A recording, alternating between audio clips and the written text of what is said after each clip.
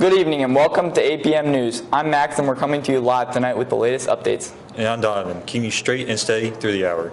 Tonight's lineup is packed with stories you won't want to miss. First up, we have an exclusive interview with our very own math teacher, Mr. Bidorf. You'll hear all about his journey and his approach to teaching. Next, we bring you an inspiring interview with history teacher and veteran Mr. Meg. He'll share his unique perspective on both his time in the military and in the classroom. And later in the broadcast, we check in with our talented swim team to see how they're preparing for their upcoming season. And of course, we have a special segment, a tour of one of our very own classroom. You'll get a peek at some of the amazing learning spaces here at Musselman. Don't go anywhere, folks. 8 p.m. News will be right back after this. All right. We're here for an interview with Mr. Bidorf, one of the math teachers and the leader of the Esports Gaming Club. Hi. How long have you worked here? I have worked here for almost exactly a year now. I started last January 3rd. Fun. Was it the middle of the year? It was at the middle of the year, yes. I was a history teacher at that point. What happened to that? Why did you start in the middle of the year? I graduated the previous December. Where did you attend high school and then where did you go off to college? High school, I graduated from here. I graduated from Musselman High in 2014.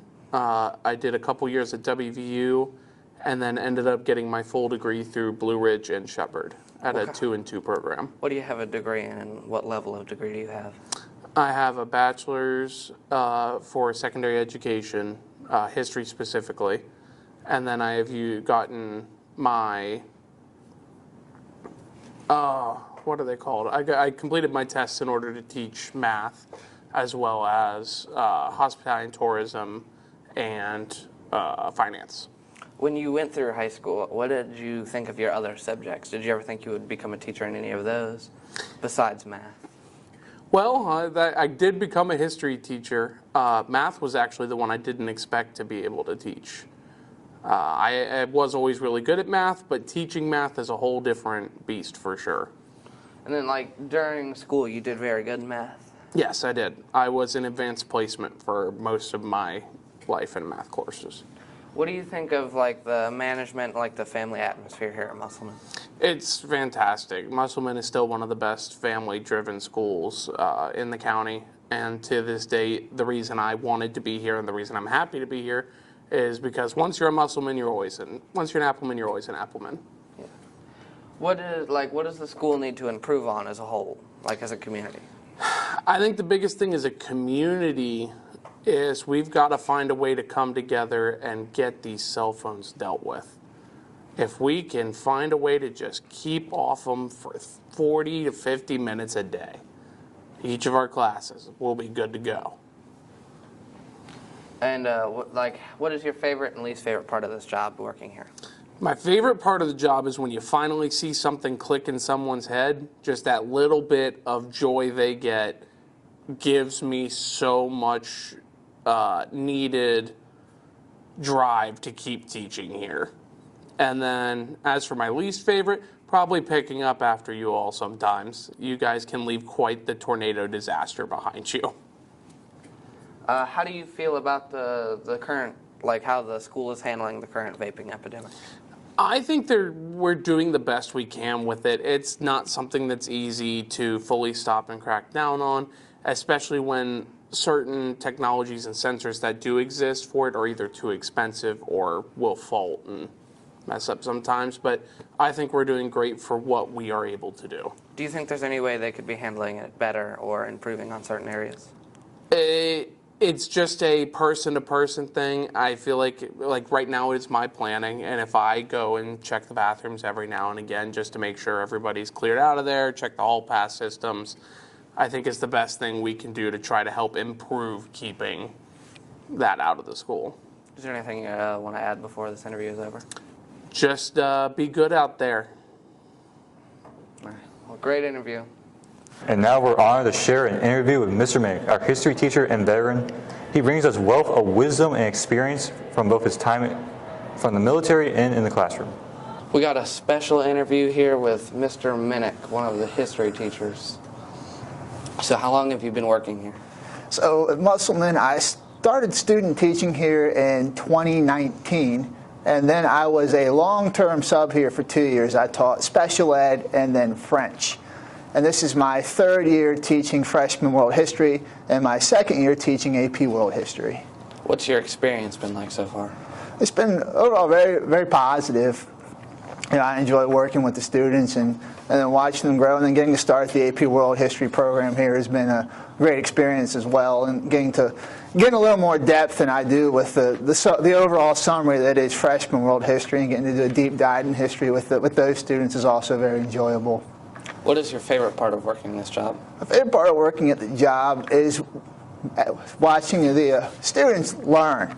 My favorite part is when I can connect the students with history that I'm very passionate about and get them interested in it. Now, at the freshman world level, that doesn't always happen, and I get that, because since that's a general class everyone has to take, there are some though that do get into it, right? We do a lot of project-based learning, and we do a lot of a simulation type stuff to try to get them engaged and connected with the material. And then with AP World History, we get to really do a deep dive, and those students really want to be there and learn the material. So I really enjoy seeing them engage and get super into the history that I'm so passionate about. What's your least favorite part of the job? Grading. My least favorite part of the job is grading, and anyone that has had me probably is familiar with that.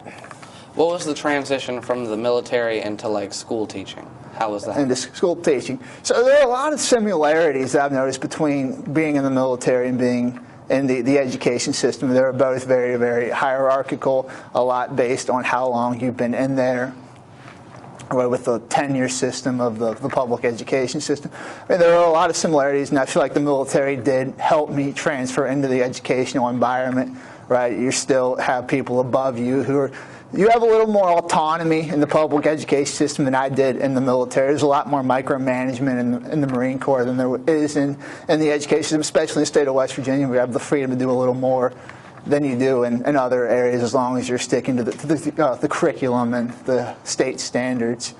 Overall, the transition has been a very positive thing. I mean, transition from the military into the civilian world in general is difficult at times, especially for me, the whole college thing, being an older college student. And I found that transition from Marine to college student to be much more difficult than the transition from Marine to school teacher because of the similarities. Did you enjoy the military like atmosphere or the community, or do you enjoy the school community more? I enjoy different aspects of both. So with the Marine Corps, you eat, sleep, breathe, and die with your community, right? You're always with the Marines in your unit, and you build really great relationships because of that. And there are the relationships that are very difficult to replace just because of that close bond you build with those people, because you're around them all the time, and then you might have to potentially die for them if that case, ever happens. Whereas in the military, the community is a little different, though it's also a strong community. There are good teachers and administrators around you to help build you up, and you can ask for help if needed, right? More experienced teachers or administrators can come to you with advice if you are ever in a challenging classroom situation, because year to year you see different challenges and different things in the classroom as the culture changes, as social norms change. And so it's very helpful to get their perspective on issues that they've seen before or challenges that they've had to help you with whatever you're seeing in the classroom. So, I mean, I've had positive culture experiences with both, just at a different level. I mean, I don't think anything will ever replace the closeness of that military atmosphere, because that's essentially required for what the job entails. Do you ever miss anything about being in the Marine Corps? I do. I miss the people more than anything. I think the best way I've ever heard it explained is that you miss the clowns, you don't miss the circus.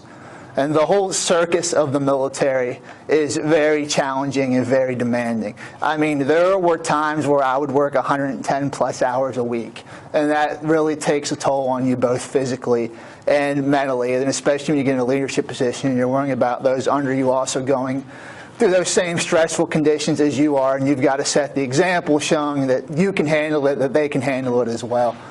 So, I mean, I miss the people, I miss the relationships. I had the privilege of serving under a lot of great Marines who heavily influenced me in the direction that my life went, that I'm very, very grateful for. And like I said, I definitely miss the community, but I do not miss all the shenanigans that the Marine Corps entailed, especially as there was a transition from from a wartime military as the global war on terror began to wind down to a peacetime military, which had its own unique challenges that many, including myself, were not quite a fan of. How long were you in for, and what did you do during that time? I spent 5 years in the Marine Corps, so 2011 to 2016.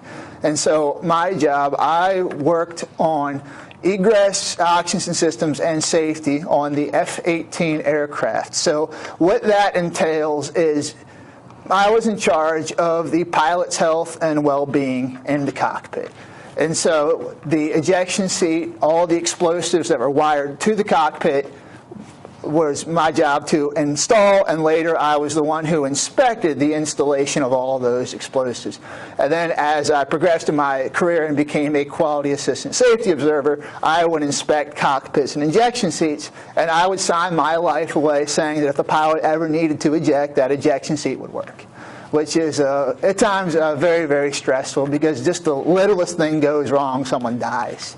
And so that is a very, very, very stressful job, especially because there are some big maintenance actions you do on the ejection seat only every 2 years. And so something that you got wrong 2 years ago could kill somebody 2 years later. What an inspiring conversation from Mr. Minnick. Now let's check in with our swim team as they prepare for their upcoming season. I'm here with. Coach Ryan Barker of the Musselman swim team. And how do you think your season is so far? We're having a good season. The boys have worked really hard. Their relays have all set new school records. The girls continue to put in the work and have improved each week, one swim meet at a time. And how do you help your team improve throughout the season? We, run our basic drills. We take a look at each swimmer and, their different skill sets, and, encourage them to work on their weaknesses, and, just encourage them to, try and learn every swim stroke, and just compete across the board. And how do you keep your team motivated throughout the long season? To keep them motivated, I like to move swimmers around in different events, kind of get, encourage them to just try new things, but try and get better each week, and just put in the work and trust that when they put in the work that they're going to get results. And how would you describe your team culture? We have a great team culture. As coaches, we try and put them in a position to be successful, but also try and encourage them to get better each week. We got good senior leaders. Isabel Marks, she does a great job of just bringing a positive energy and putting in the work. One of our best swimmers, Sawyer Wright, he's willing to do the work that's necessary. And, when one of your best swimmers is willing to work the hardest, it sets the tone for everyone else. And how do you help your team get ready for the postseason? We look at where swimmers could potentially make it to states, so we identify what events they have that opportunity in. Look to put swimmers in a position to make the regional team. So try and move them around to different events so they could have that opportunity. So try and open it up so everyone has a chance, and just continue to encourage them to finish the season at their best and put up their best time. Well, I'd like to thank you for having me. Or I guess I would have you, but it's all right. All right, thank you. And finally, we wrap up tonight's broadcast with a special classroom tour. Let's take a look at one of the dynamic learning environments here at Musselman. I'm joined with today. I'm Miss Bennett. And how long have you been teaching for? I have been teaching at Musselman for 4 years. What is one thing that you say would be the coolest thing about your room? The coolest thing about my room is actually behind me. It was painted this year by Musselman's National Art Honor Society. They do a lot of the paintings throughout the building and just kind of make it a little bit more beautiful. And the way you have your desk set up, is there any specific reason or no?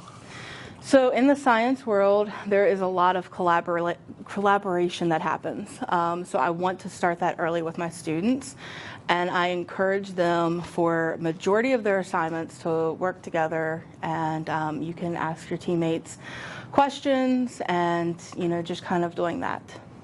All right, well, that concludes the interview. Thank you. Thank you. These have been some incredible stories tonight. Yes, they really have. What a great night, folks.